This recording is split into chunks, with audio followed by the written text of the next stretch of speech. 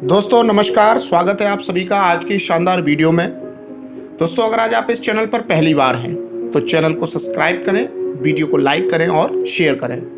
दोस्तों आज हम बात करने वाले हैं अपनी कहानियों की सीरीज की दूसरी कहानी के बारे में, जिसका टॉपिक का नाम है सरलीकरण की सोच।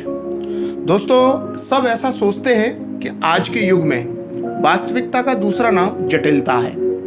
हम इसे उन अधिक बुद्धिमान लोगों के साथ जोड़ते हैं जिनको कारोबार का अच्छा ज्ञान है, लेकिन सच्चाई इसके बिल्कुल विपरीत है। आपको नेटवर्क मार्केटिंग में जटिल डेटाबेस और मनुष्यों के लिए चमत्कार या बहुत बड़े सफल महानुभावों को लेकर आने की जरूरत नहीं है। केवल यह समझना होगा कि कोई व्यक्ति इसे कैसे समझेगा और उसके लिए उसको कहानी सुनाएं। नीचे दिए सिद्धांत अभी भी काम करेंगे। दोस्तों आज एक महान व्यक्ति जिनका नाम था महान अलेक्जेंडर, उनकी एक सच्ची कहानी के माध्यम से आज हम इस टॉपिक को समझेंगे। हम सब ने एक विलक्षण राजा के बारे में सुना है जिसका नाम महान अलेक्जेंडर था, जिसने इतिहास के पन्नों में अपना नाम अंकित किया था। वह अपने युद्ध कौशल और उत्साहपूर्ण रवैये के लिए प्रसिद्ध था। इन्हीं बातों ने उसे एक नेता बनाया था जो दूसरी सेना पर विजय के लिए अपनी सेना का नेतृत्व करता था। आज हम उसके जीवन की एक महत्वपूर्ण घटना के बारे में बात करेंगे, जहां वह फारसी सेना के साथ युद्ध करते हुए बीच में फंस गया था। उसकी बटालियन में कुछ हजार सैनिक थे जो लड़ सकते थे, जबकि फारसी सेना में 1 लाख से भी अधिक सैनिक थे। उनके पास सैनिकों की एक बड़ी फौज थी।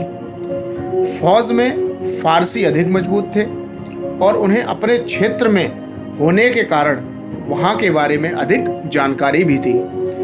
यह उनके लिए एक और फायदे की बात थी। अलेक्जेंडर को भी इस बात की जानकारी थी, फिर भी उसने आक्रमण के कई हथकंडे अपनाए। उसकी बटालियन के कुछ प्रमुखों ने अलेक्जेंडर के सामने हिम्मत करके एक प्रश्न रखा। उन्होंने कहा, 1 लाख सैनिकों की फौज के साथ लड़ना बहुत मुश्किल है, क्योंकि हमारी फौज उनके मुकाबले 5% से भी कम है। इन हालात में हम उन्हें उन्हीं के घर में कैसे हरा सकते हैं?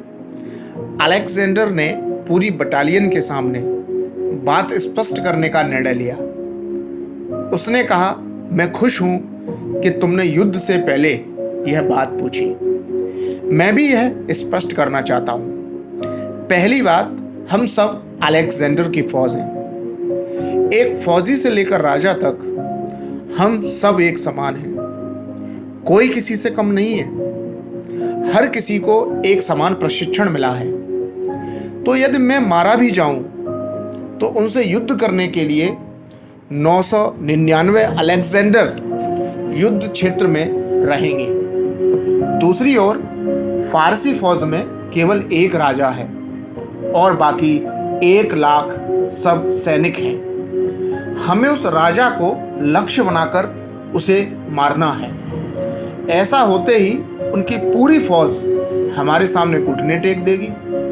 ऐसे अनूठे, हालांकि साधारण समाधान से बटालियन के सैनिकों के साथ उनके प्रमुखों के हौसले बुलंद हो गए।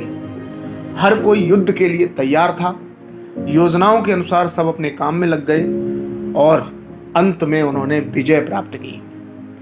दोस्तों इस कहानी से हमको क्या शिक्षा मिलती है? इस कहानी से हमें शिक्षा मिलती है कि नेटवर्क मार्केटिंग कारोबार में सरलता एक प्रमुख ऐसा तत्व है जहां हर किसी को मौका दिया जाता है।